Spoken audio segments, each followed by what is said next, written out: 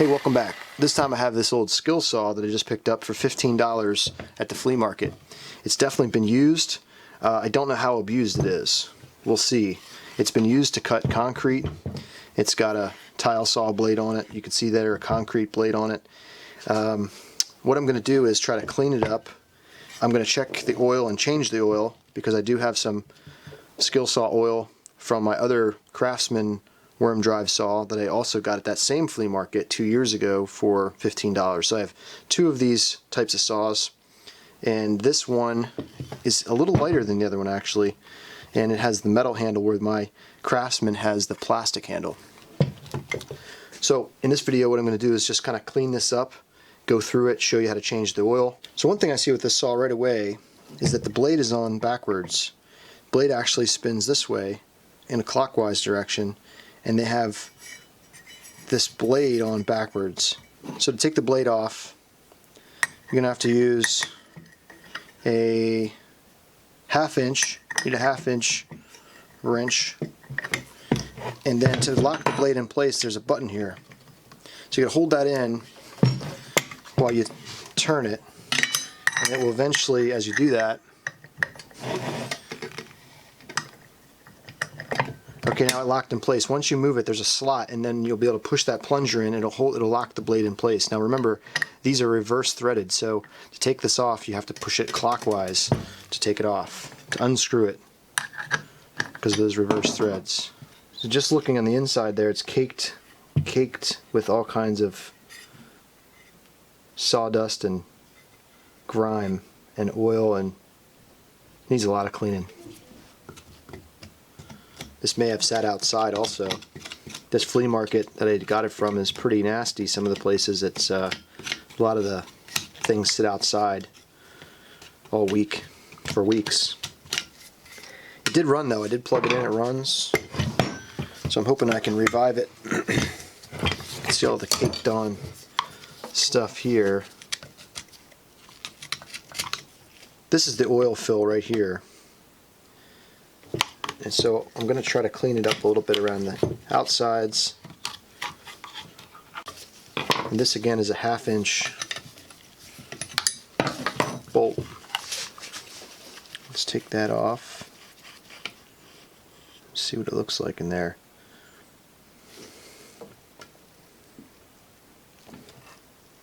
I'm going to get a container. I'm going to try to drain that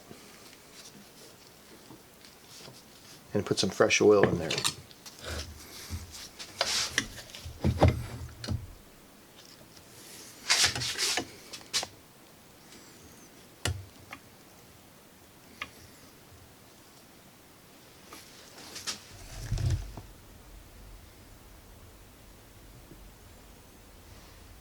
So the oil has some dirt in it, some particles and things. It looks kind of like motor oil. This oil should be a little thicker. That's very possible they put motor oil in here at some point, considering they had the blade on backwards. It's funny because this is the Craftsman one I bought at the same flea market a few years ago from somebody else. It had the blade on backwards also. That was a wood cutting blade, but that blade was on backwards. And I just imagine somebody saying this thing doesn't work, it's a piece of crap.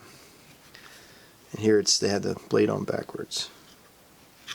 I just removed these 4 long bolts, and they hold this back, the trigger assembly part of the saw in. I just took that out, and it's really caked with sawdust and dirt. You can see just caked with grease and sawdust and dirt in there. And I noticed that if I turn this up here like this, see if you can see this, that it's actually, so there's so much caked in old grease and dirt that you can hear it making a sound as I spin it.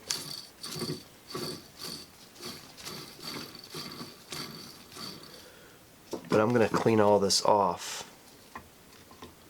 Alright, so I was able to take out, you can see part of the armature here. I had to remove, there's a plug on the back end here, I had to remove that plug and then remove a nut. This nut holds on the end of the shaft right there. Remove that.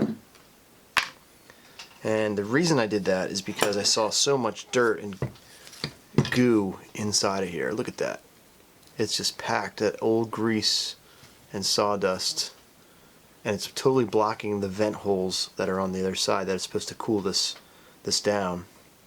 Those vent holes you can see sort of in there. There's this caked brick dust, sawdust, and goo in there, so I'm going to clean that all out. So here's where we're at now. I got all that gunk out of there and cleaned it up. There was probably 1/2 inch to 3/4 of an inch of buildup in there in a lot of those spaces. Now you can see through to the other side. I cleaned that up. I also cleaned up this side, the trigger assembly side. This little clip goes down to the bottom there and retains the bearing. So I'm going to try to place it in there. Try to drop it in there and then just get it aligned with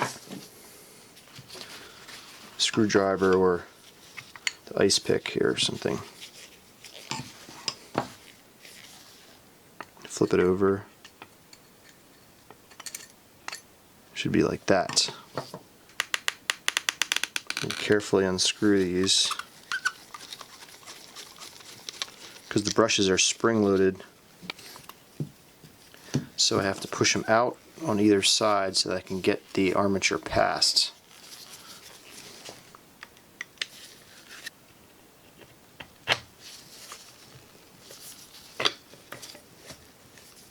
There we go. Now I can push these back in. They're spring loaded there. Put the caps back on.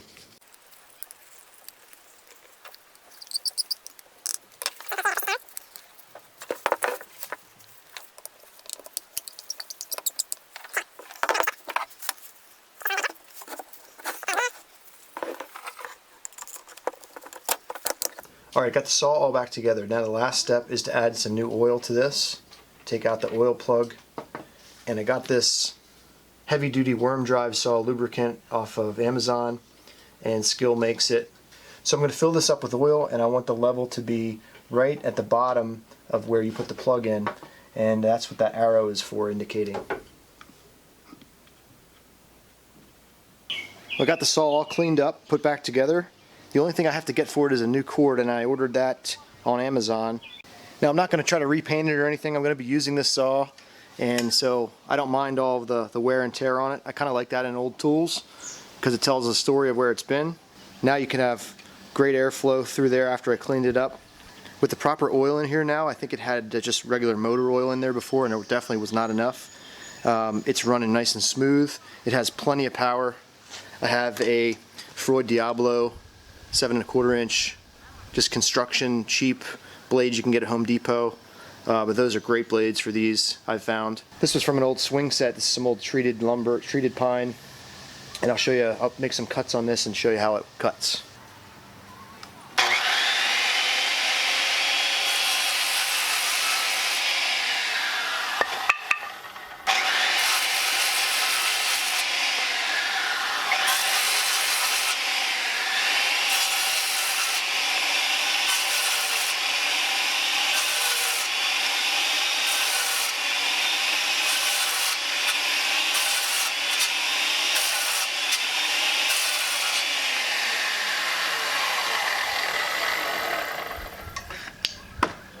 Well, I'm really happy with how this all turned out. It's a workhorse.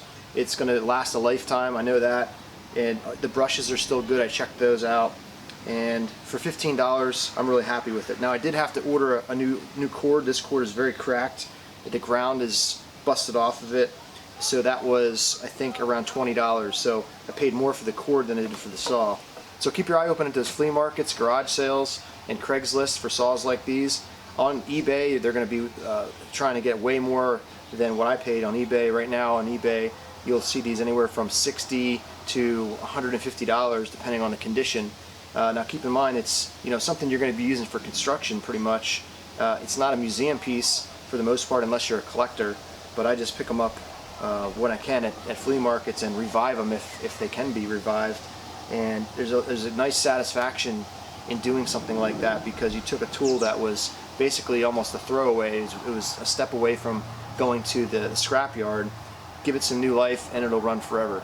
These were built tough in the United States, and they deserve to be revived. So until next time, take care and go out and make something.